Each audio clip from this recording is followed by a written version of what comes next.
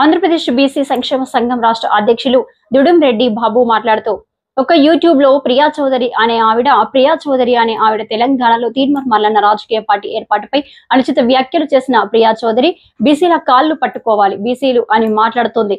ఎన్నికలు ఎప్పుడు వచ్చినా బీసీలను ప్రసన్నం చేసుకునేందుకు ఓసీ రాజకీయ పార్టీలు ఓసీల ఇండ్ల చుట్టూ తిరుగుతూ బీసీల జపం చేస్తూ ఓటు కోసం ఎస్సీ ఎస్టీ బీసీల చుట్టూ తిరుగుతూ మీరు బీసీల కాళ్లు పట్టుకుంటూ వాళ్లకు ఏదో ఒకటి ఆశ చూపి మీరు గద్దెనెక్కి ఓటు వేయించుకుని తర్వాత వాళ్ళనుగా మాట్లాడతారా? నీకు దమ్ముంటే ఓ ప్రియా చౌదరి బీసీల ఓట్లు అడగకుండా ఎస్సీ ఎస్టీల ఓట్లు అడగకుండా మీరు ఎన్నికలకు వెళ్ళగలరా? Open challenge చేస్తున్నారన్నారు. అందరికీ నమస్కారం. నా పేరు దుడం రెడ్డి బాబు, ఆంధ్రప్రదేశ్ బీసీ సంక్షేమ సంఘం రాష్ట్ర అధ్యక్షుని. ఈరోజు ఒక ఆవిడ ప్రియా చౌదరి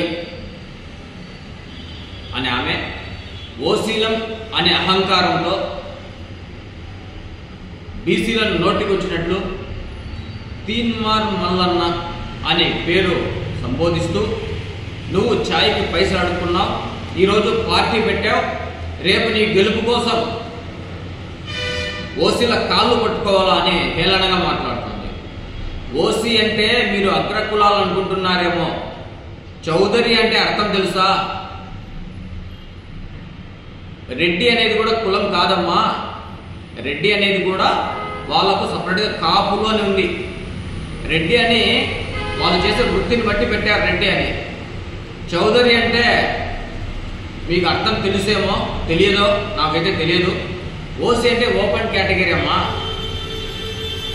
అగ్రవర్ణాలు పార్టీలు పెట్టుకొని ఇన్నాళ్ళుగా బీసీలకు రావాల్సినటువంటి ప్రభుత్వం నుంచి చేరాల్సినటువంటి ఫలాలను అనుభవిస్తూ, బీసీలకు రావాల్సినటువంటి రిజర్వేషన్లు అనుభవిస్తూ, ఎలక్షన్ వస్తే ఎన్నికలు ఆంధ్రాలో కానీ తెలంగాణలో కానీ ఎన్నికలు వస్తే ఛాలెంజ్ చేసి చెప్తున్నాను, ఇది అగ్రకుల రాజకీయ పార్టీలు ప్రతి ఒక్కరు వినాలి. అలాగే ఎస్సీ ఎస్టీ బీసీలు ప్రతి ఒక్కరూ ఆలోచించాల్సిన అవసరం ఎంతైనా ఉంది.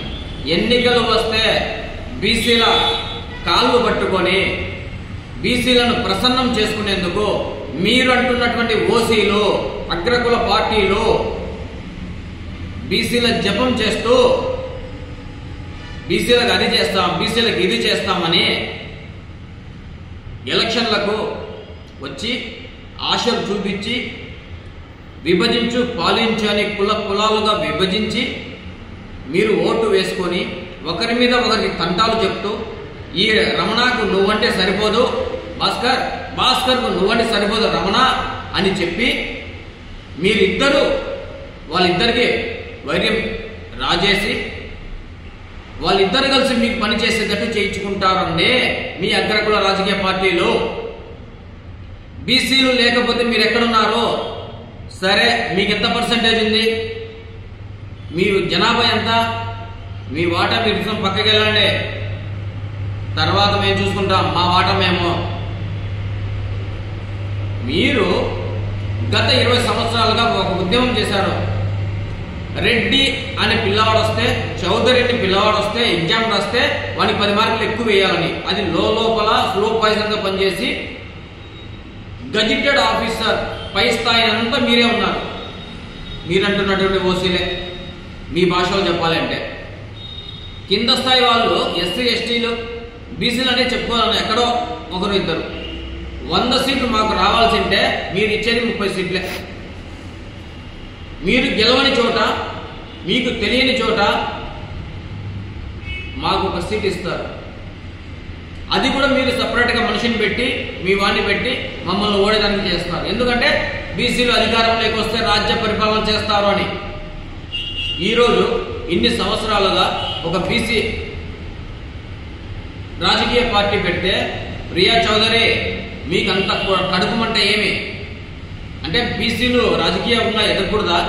బీసీలకు రాజకీయంగా సీట్లు వచ్చి వాళ్ళు ముఖ్యమంత్రులు అవుతారనే భయమా? మీ ఓసీల కాళ్ళు పట్టుకోవాలా బీసీలు వచ్చి? అంత హేళంగా మాట్లాడుతున్నావు, నోరు జాగ్రత్త ప్రియా చౌదరి. కొంచెం చూసి మాట్లాడండి ప్రియా చౌదరి గారు. ఆడవారికి రెస్పెక్ట్ ఇవ్వడం మా బీసీలకు వెన్నతో పెట్టిన విద్య. మీకు చాలా రెస్పెక్ట్ గా మాట్లాడుతున్నాం.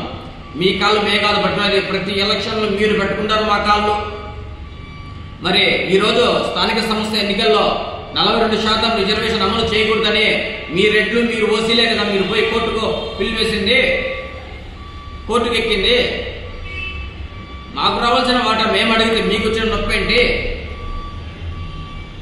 మీరు అంటున్నటువంటి ఓసీలు మీ